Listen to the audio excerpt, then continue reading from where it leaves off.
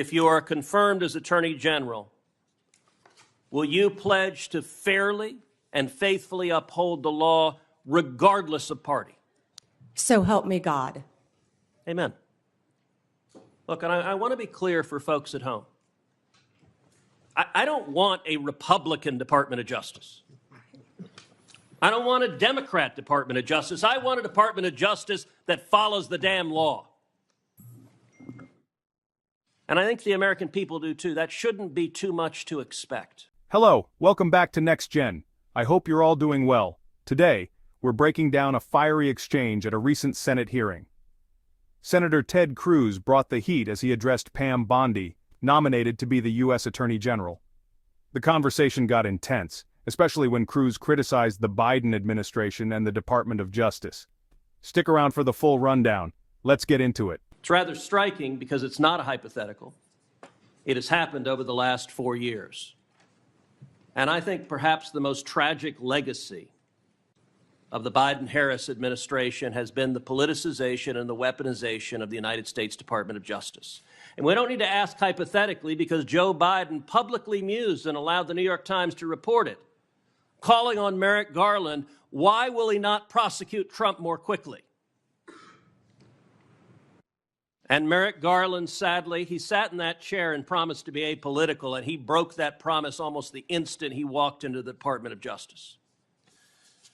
If you look on the west pediment of the Supreme Court of the United States, just above the entrance, there's a simple yet profound four-word phrase, equal justice under law. We have seen over the last 4 years a Department of Justice that systematically targeted the political opponents of Joe Biden and Kamala Harris, and that systematically protected his friends and allies.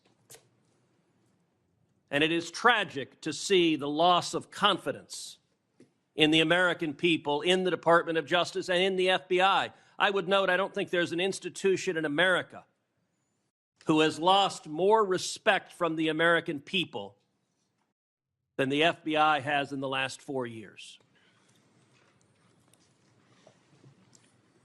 That is a grotesque violation of the obligation of the Department of Justice and the FBI. So I want to start with just a very simple question. If you are confirmed as Attorney General, will you pledge to fairly and faithfully uphold the law regardless of party? So help me God. Amen. Look, and I want to be clear for folks at home. I don't want a Republican Department of Justice. I don't want a Democrat Department of Justice. I want a Department of Justice that follows the damn law. And I think the American people do too. That shouldn't be too much to expect. Now, I'm grateful to President Trump for nominating you.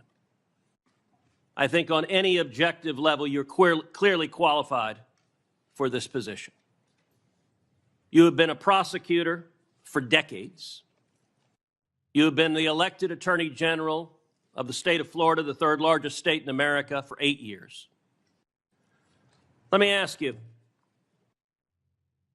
in terms of your practice, how many criminal cases over the course of your career have you personally handled? Handled thousands. How many of those were before a jury? Hundreds. I don't want to overstate, but hundreds. I was in a courtroom for many years. I tried 4 when I was an intern, jury trials. I think you had to try at least 20 in misdemeanor before you went to felony. Then you were in court every day, and I was also lead trial attorney for many years trying many cases. So. And how many of those cases would have been before a judge? Oh, hundreds and hundreds as well, but hundreds before a jury, I would assume. And as Attorney General of Florida, how many lawyers did you supervise roughly? Approximately 400, Senator. Now, I also want to clarify something. During the course of this hearing, several Democrat senators have referred to you as President Trump's, quote, personal lawyer. Now I don't believe that is an accurate characterization. As I understand it, you represented President Trump as a White House special advisor during his first impeachment trial. Is that correct? Within Office of White House Counsel, yes, Senator. And is working within the White House counsel's office different than representing Donald J. Trump individually as his personal lawyer? Absolutely. How's it different?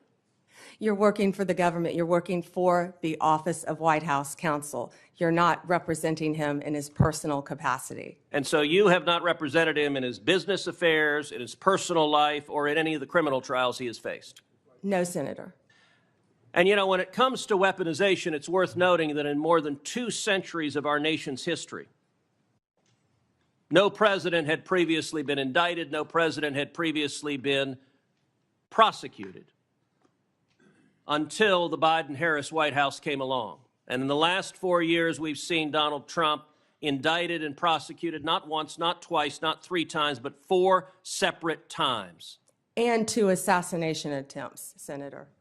I have to say, Javert from Les Mis would be chagrined at the efforts of Democrats to do anything possible to take him down. And I believe the real target in this was not President Trump, but it was the American people, that these prosecutions were brought because partisan prosecutors were terrified that the American people would do exactly what they did in November of 2024 and vote to reelect Donald J. Trump. By 77.3%. Million Americans, 77.3 million Americans. Will you commit every day as Attorney General to follow the law, to follow the Constitution, to uphold the rule of law without favor and without regard to the partisan position of any criminal defendant? Yes, Senator. Bondi's responses were firm, and she's got big shoes to fill if confirmed. So, what do you think? Do you agree with Cruz's criticisms of the DOJ, or do you think things are being blown out of proportion? Drop your thoughts in the comments below. I'd love to hear your take. And don't forget to subscribe to Next Gen for the latest news and political drama. Thanks for watching, and I'll catch you in the next one.